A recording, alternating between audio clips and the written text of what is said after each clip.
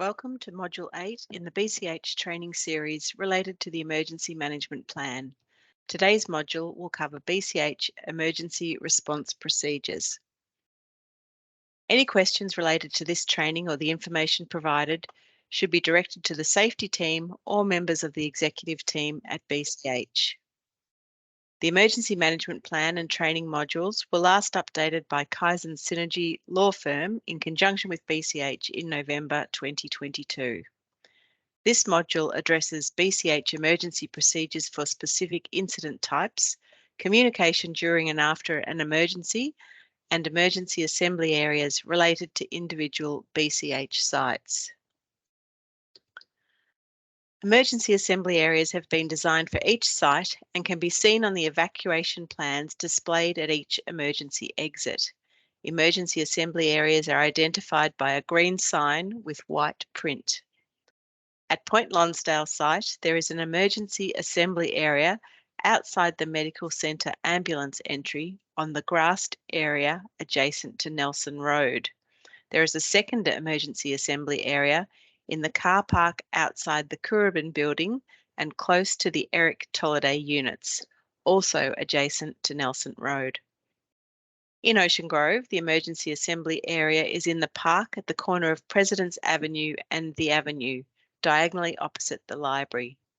A second emergency assembly area is located within the rear car park.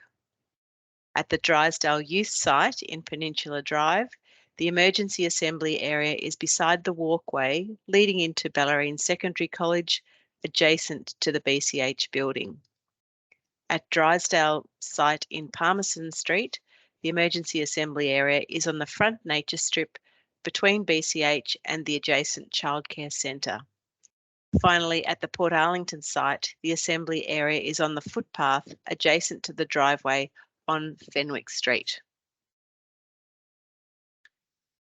In an emergency situation, the site warden, or at Point Lonsdale where there are a number of wardens, the chief warden will determine the course of action to be taken. If evacuation is required, all staff must follow the direction of the site warden. Certain emergencies may require an alternate assembly point to be used.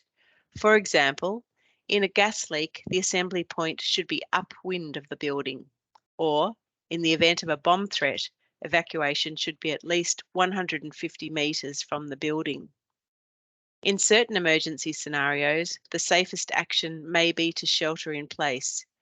Therefore, it is extremely important that staff await directions from the site warden rather than immediately evacuate. If staff are directed to evacuate, there will be a number of activities that will need to be undertaken. This may include checking of rooms, contacting emergency services, or collecting name magnets. The warden cannot do all of these things alone. Therefore, it's important that staff assist as directed to ensure everyone can be evacuated safely. Once outside the building, staff and visitors should move calmly to the emergency assembly area as directed by the warden. Some staff and clients may require assistance to get to the emergency assembly area, so please be mindful of how you can help. All evacuees must remain at the emergency assembly area until given the all clear to return to the building or to go elsewhere. The warden must account for all people known to be on site and alert emergency service personnel of anyone who cannot be accounted for.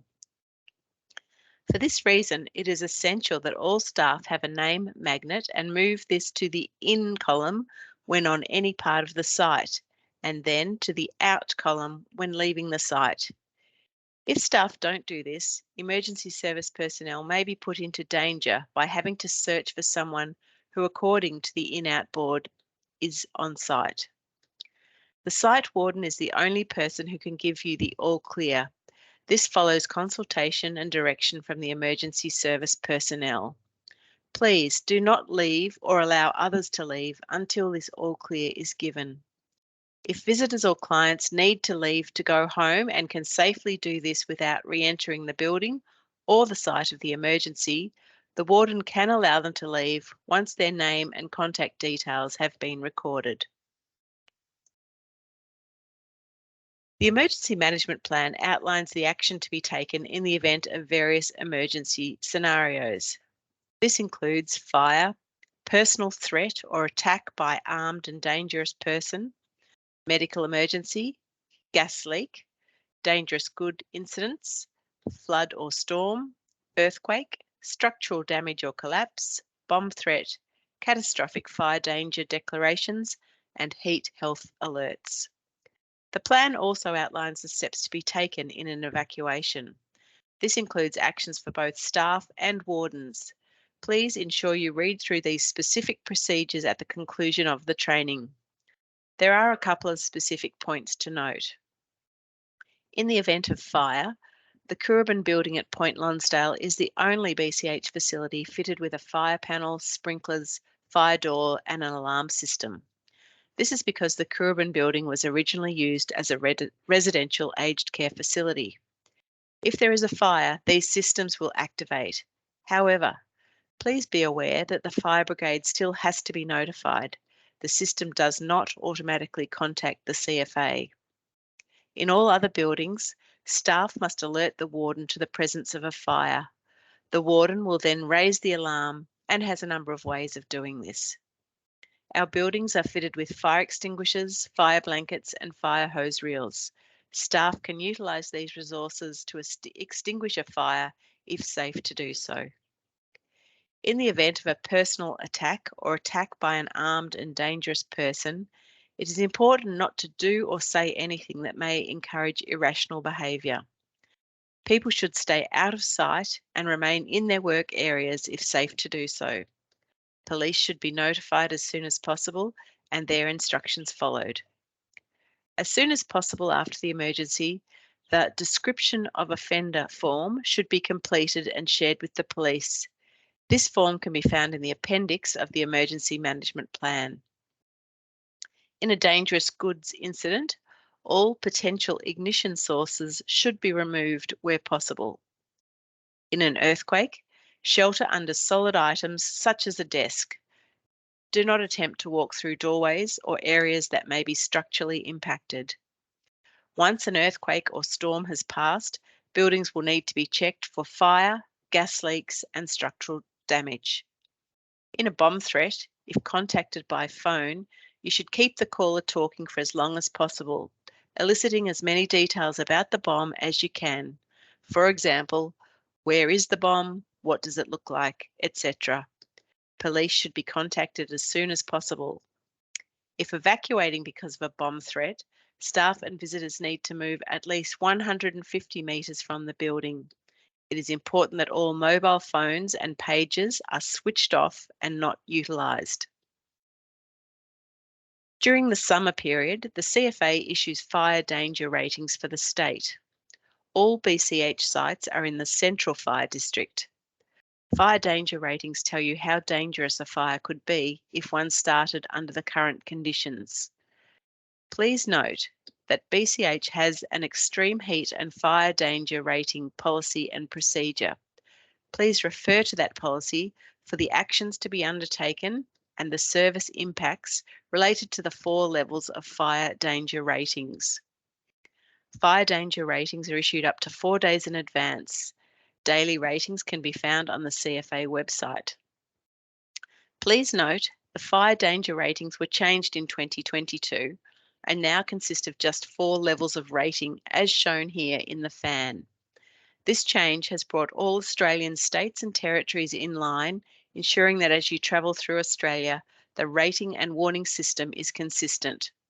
There have also been recent changes to heat health warnings, which will now be issued by the Chief Health Officer when a heatwave warning is issued or when the expected temperatures pose a risk to health.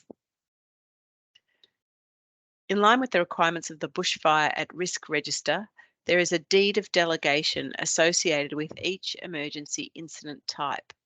This may mean that specific essential services may remain open for an extended duration during an emergency event.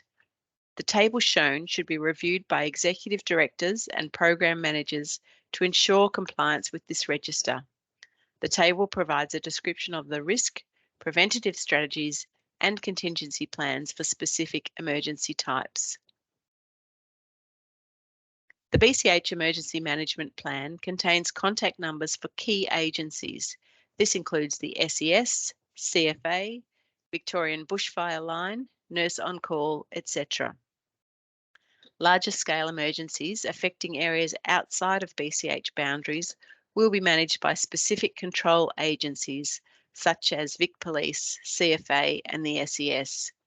In the event of emergencies of this scale, BCH personnel will follow the directions and advice of the control agency. In the event of a large-scale emergency, ABC Local Radio will be activated as the official emergency broadcaster for the state. Staff should tune into ABC Local Radio for updates and advice related to emergencies happening in the local area. Staff should consider whether vulnerable clients, particularly the elderly, people with disabilities, and people from linguistically and culturally diverse communities, need to be contacted during an emergency and given assistance to access support. Emergency service personnel will attempt to evacuate clients on the Vulnerable Persons Register where necessary. For this reason, BCH staff must ensure that the Vulnerable Persons Register is kept up to date so that emergency services personnel have current and accurate information. With permission, clients can be added to the register at any time and must be verified twice a year. The verification is managed by the BCH intake team. Please refer to the DHHS Vulnerable People in an Emergency policy for details about the criteria for inclusion on the register. Staff should refer to the Vic Emergency app or website for details of incidents and warnings prior to undertaking travel. This is particularly important for you to do during the summer period. Public statements or information given at public community meetings by BCH must be approved and would be delivered by the CEO or board chair. BCH may be required to communicate with staff, clients, and members of the public in times of emergency. This may be prior to impact, during impact, or post-impact. The content and method by which the message is communicated will be decided by the BCH Communications Manager in consultation with key personnel, which may include the CEO, board chair, executive directors, and others. During a large-scale emergency, emergency agencies may issue voice or SMS warnings to the community via landlines and mobile phones. Weather-related warnings may be issued by the Bureau of Meteorology and may include severe weather warnings, fire weather warnings, total fire ban advice, and flood warnings. The BCH Emergency Management Plan details where you can find this information, so please take a look and consider saving these websites to your computer or phone. As mentioned earlier, if you have any questions related to this module, please contact the safety team or a member of the BCH executive. It is important that you are all aware of your specific responsibilities in an emergency and work together to ensure everyone's safety.